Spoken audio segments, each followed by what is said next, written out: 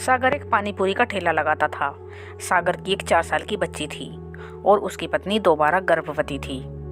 वे बहुत गरीब थे, इसी वजह से उसे बहुत चिंता होती थी क्योंकि उसका परिवार बढ़ रहा था। सागर सुबह सुबह अपना पानी पूरी का ठेला तैयार करता और पानी पूरी का ठेला लेकर चला जाता। शाम तक वो अपनी पानी पूरी बेचता और उससे जो भी पैसे बनते शाम को लेकर चला जाता।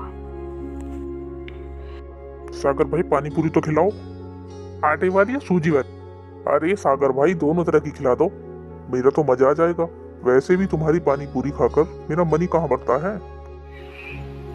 सागर भैया 40 रुपए की पानी पूरी पैक कर दो और पानी थोड़ा ज्यादा कर देना।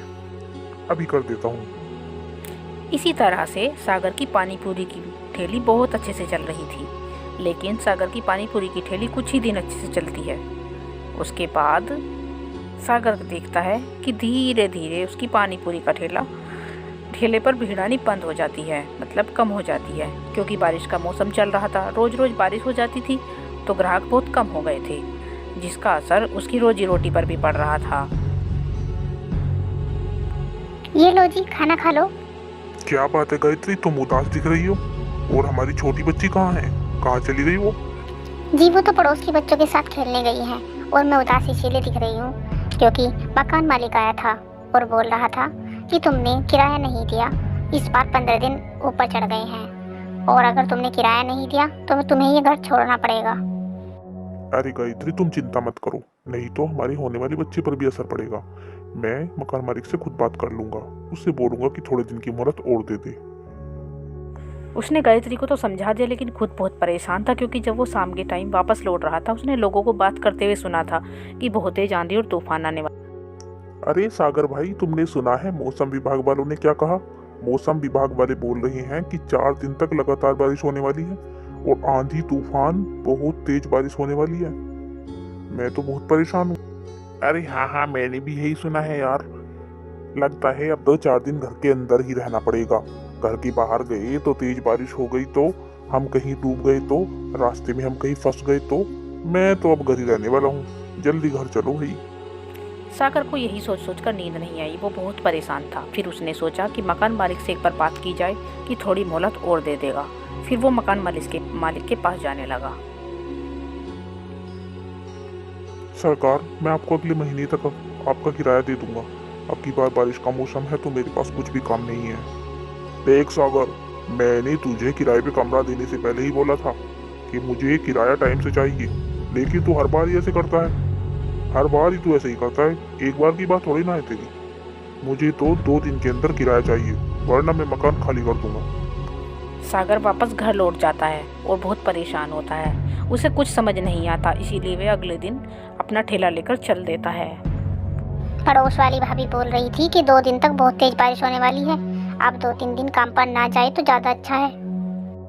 लेकिन गायत्री, मकान मालिक मान नहीं रहा है, उसे 2 दिन के अंदर ही किराया चाहिए, इसीलिए मुझे पानी पूरी का ठेला लगाने जाना ही पड़ेगा। सागर अपना ठेला लेकर चल देता है। जैसे ही वह अपना ठेला लेकर पहुंचता है, देखता है कि वहाँ पानी पूरी वाले बहुत कम थे। उसे पता था कि आज वे नहीं आएंगे क्योंकि वे पहले ही मना कर चुके थे कि बारिश की वजह से वे नहीं आएंगे। जैसे ही वह अपने ठेले को तैयार करता है, वैसे ही वहाँ धीरे धीरे थोड़ी देर में बहुत तेज बारिश शुरू हो जाती है और सागर का सारा ठेला भीग जाता है। उसका बहुत नुकसान हो जाता है। हे भगवान, ये तूने क्या किया? कितनी तेज बारिश आ गई है, मेरा कितना नुकसान हो जाएगा। सोच रहा था कि आज थोड़ी कमाई हो जाएगी तो मकान मालिक के पैसे दे दूंगा, एक बला तो टलेगी, लेकिन कुछ भी कमाई नहीं हुई और अब तो घर वापस जाने के सिवा दूसरा कोई रास्ता ही नहीं है। जल्दी से चला जाता हूँ, बारिश तेज हुई तो सड़कों पर पानी भर जाएगा। सागर अपना ठेला लेकर जा ही रहा था कि तभी अचानक से एक गाड़ी आती है। बहुत तेजी से आ रही थी। गाड़ी फिसल जाती है और एक पेड़ से टकरा जाती है। सागर ये सब देखकर घबरा जाता है। उस गाड़ी में एक लेडीज थी जिसको बहुत तेज चोट लग जाती है और एक छोटी बच्ची थी। उस लेडीज को बहुत ज़्यादा चोट लग गई थी और उसकी छोटी बच्ची को खरोंच आई थी, जिससे उसे बहुत दर्द हो रहा था। सागर वहाँ पर बहुत तेज़ी से भाग कर जाता है और बच्ची को गोद में ले लेता है। सभी व्यक्ति उसकी मदद करने से मना कर देते हैं। हे भगवान, पता नहीं ये बेचारे कौन है। उसको तो बहुत चोट लगी है और इस छोटी बच्ची के हाथ में भी चोट लगी है। क्या करूं, कोई मदद करने को तैयार ही नहीं है।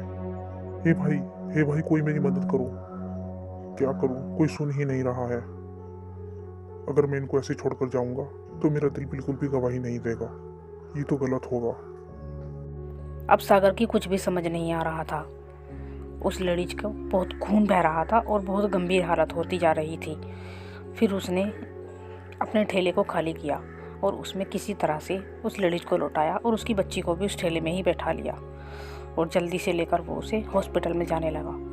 पता नहीं कैसे कैसे बेचारा उसको हॉस्पिटल में पहुंचा देता है। हॉस्पिटल पहुंचते ही नर्स और डॉक्टर उसकी हालत देखकर जल्दी से उसे एडमिट कर लेते हैं। तब तक सागर उसकी छोटी बच्ची को संभाल रहा था क्योंकि वो बहुत रो रही थी। तभी सागर अपनी पत्नी को फ़ोन करता है और उसे बता देता है कि मैं बिल्कुल सुरक्षित हूँ। तभी उस महिला को होश आता है और वो भी अपने पति को फ़ोन लगा देती है। तभी उसका पति वहाँ पर तेज़ी से दौड़ता हुआ आता है। डॉक्टर, मेरी पत्नी कैसी है? शीला, कैसी हो तुम? मैं तो सोच रहा था कि तुम पहुंच गई होगी। जब मैं घर से निकली तो बारिश नहीं थी, लेकिन उसके बाद रास्ते में बारिश होने लगी। रास्ते में बहुत कीचड़ भी हो रहा था, जिससे मैंने अपनी गाड़ी को संभालने की बहुत कोशिश की, लेकिन मेरी गाड़ी फिसलती चली गई। लेकिन ये भैया बहुत अच्छे हैं, समय पर मुझे यहाँ नहीं पहुँचाते तो पता नहीं क्या होता। आपकी पत्नी ठीक कह रही है, आज के टाइम में कोई इतनी मदद नहीं करता। हमने खुद अपनी आंखों से देखा था, वो अपने ठेले में अपनी पत्नी और बच्ची दोनों को लेकर आ रहा था। सागर, तुमने मेरे ऊपर बहुत बड़ा एहसान किया है। मैं तुम्हारे लिए कोई बड़ा काम भी कर दूं तो भी उसके बराबर नहीं है।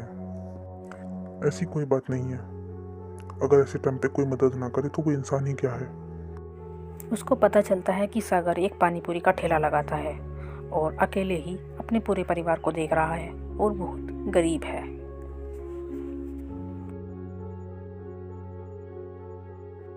सागर भैया, अब आपको चिंता करने की कोई ज़रूरत नहीं है। आपका किराया भी भरा जाएगा और आपके बच्चे और आप सब खुशी खुशी रहेंगे। मैं आपकी पानी पूरी और चाट की एक बड़ी दुकान खुलवाना चाहता हूँ। ये सब सुनकर सागर के चेहरे पर खुशी झलक जाती है। कुछ ही दिनों में सागर की बड़ी पानी पूरी की और चाट की दुकान हो जाती है। सागर को उसकी अच्छाई का फल मिल जाता है और वो खुशी खुशी से रहने लगता है।